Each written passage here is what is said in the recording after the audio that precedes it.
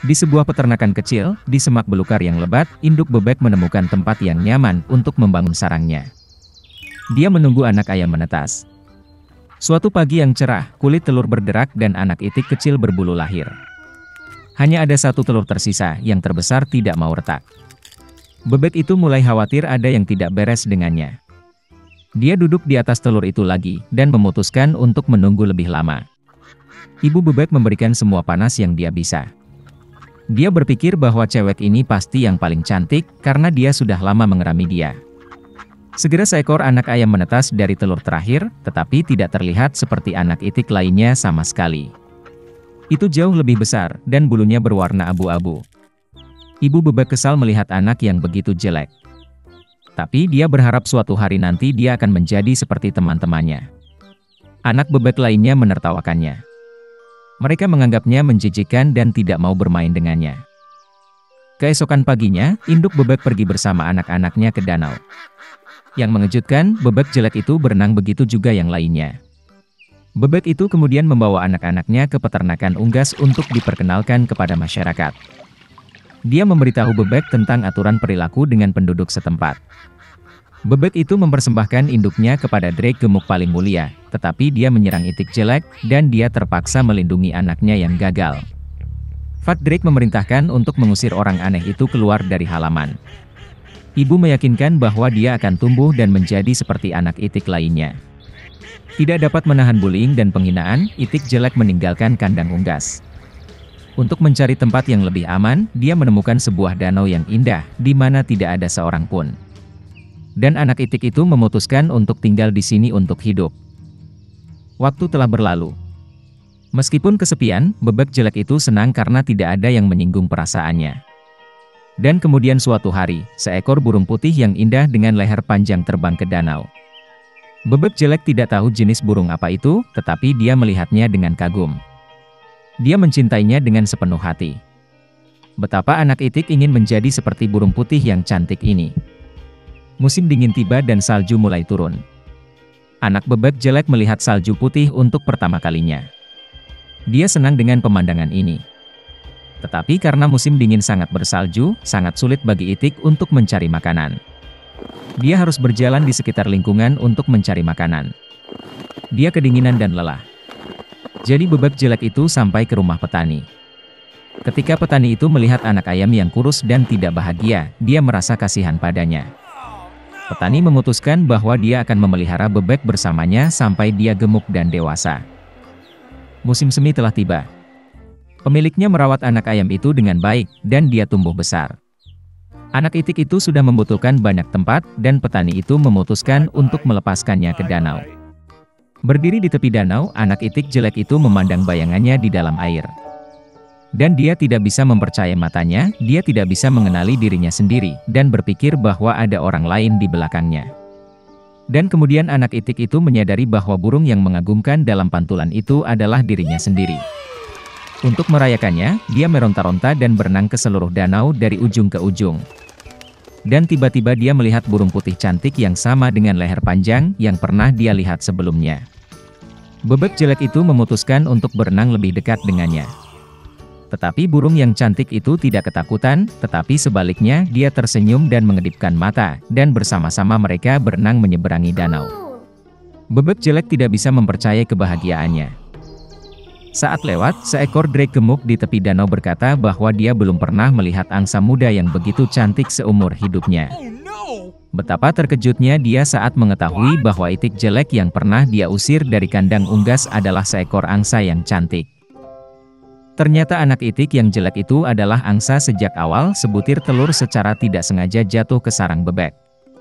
Dan ketika angsa muda yang cantik itu kembali ke rumah, semua orang di kandang unggas menjadi sangat malu karena mereka pernah menyinggung perasaannya karena penampilannya.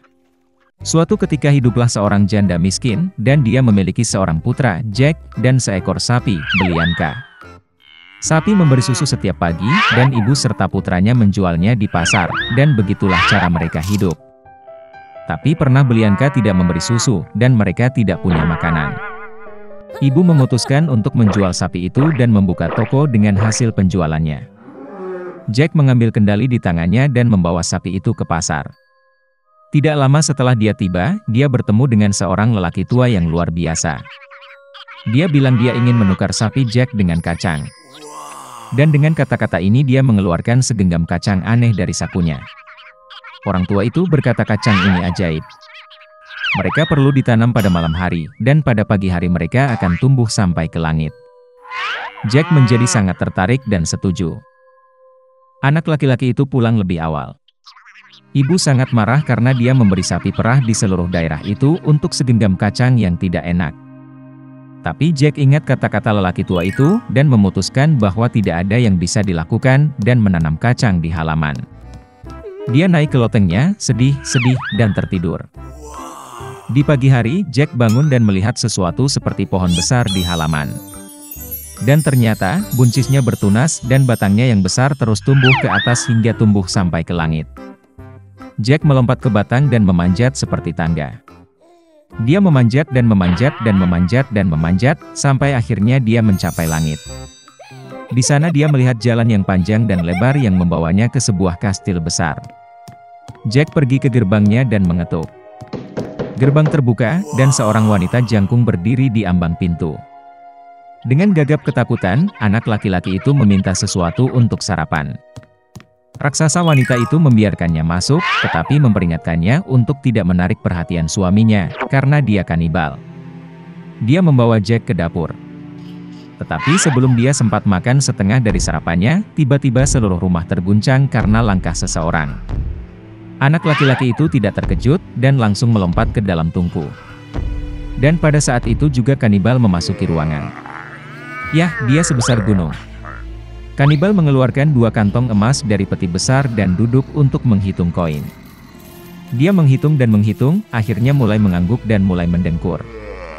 Kemudian Jack perlahan keluar dari oven, merangkak melewati kanibal, mengambil 1 kantong emas dan bergegas ke batang kacang. Dia melempar karung itu ke bawah, dan dia mulai menuruni batangnya semakin rendah, sampai akhirnya dia menemukan dirinya di rumahnya. Jack memberitahu ibunya semua yang terjadi padanya, dan menyerahkan sekantong emas padanya. Mereka mulai hidup dari uang yang ada di kantong. Namun akhirnya karung itu kosong, dan Jack memutuskan untuk mencoba peruntungannya sekali lagi di puncak pohon kacang. Suatu pagi yang cerah, dia bangun pagi dan memanjat pohon kacang. Istri pemakan pria itu berdiri di ambang kastil besar. Dia berkata bahwa dia tidak akan mengizinkannya masuk, karena terakhir kali suaminya kehilangan sekantong emas. Tapi bagaimanapun juga, dia merasa kasihan pada bocah malang itu, dan membiarkannya masuk ke kastil. Tiba-tiba langkah kaki raksasa terdengar, dan Jack kembali bersembunyi di tungku. Kanibal masuk dan menyuruh istrinya untuk membawa ayam betina yang bertelur emas. Raksasa wanita membawanya, dan Ogre memerintahkan ayam untuk bertelur, dan dia meletakkan telur emas. Raksasa yang senang itu mulai mengangguk dan mendengkur. Kemudian Jack keluar dari oven, mengambil ayam emas dan bergegas ke pohon kacang. Anak laki-laki itu kembali ke rumah. Dia menunjukkan kepada ibunya seekor ayam yang enak, dan mereka mulai hidup menjual telur emas. Tetapi segera bagi Jack, tampaknya ini tidak cukup. Dan ia kembali memutuskan untuk mencoba peruntungannya di pucuk buncis. Kali ini bocah itu naik ke kastil melalui jendela. Dia melompat ke kuali tembaga dan bersembunyi. Kanibal dan istrinya memasuki ruangan. Raksasa itu mencium bau bocah itu, dan mereka bergegas mencarinya di dalam oven. Tapi dia tidak ada di sana. Mereka mencari setiap sudut dan celah, tetapi mereka tidak berpikir untuk melihat ke dalam kuali tembaga. Putus asa untuk mencari, Ogre memerintahkan istrinya untuk membawa harpa emas dan meletakkannya di atas meja. Kanibal mendengkur karena suaranya yang indah. Kemudian Jack diam-diam keluar dari kuali, meraih harpa emas dan bergegas ke pintu. Tapi harpa bermain dengan keras dan membangunkan kanibal. Jack berlari cepat, melompat ke pohon kacang, dan raksasa itu mengejar. Jack pergi ke rumahnya, dan berteriak kepada ibunya untuk membawa kapak. Sang ibu berlari keluar dengan kapak di tangannya, anak laki-laki itu mengambil kapak dan mulai memotong pohon kacang.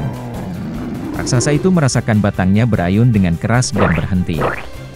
Kemudian Jack memukul lagi dengan kapak dan memotong pohon kacang. Itu bergoyang dan roboh, dan Ogre itu jatuh ke tanah dan jatuh. Sejak hari itu, Jack dan ibunya tidak pernah mengenal kemiskinan lagi. Tetapi anak laki-laki itu sangat menyesal karena keserakahan mereka hampir membayar dengan nyawa mereka. Dia berjanji bahwa dia tidak akan pernah mencuri lagi dan akan bekerja keras untuk kebaikan keluarga.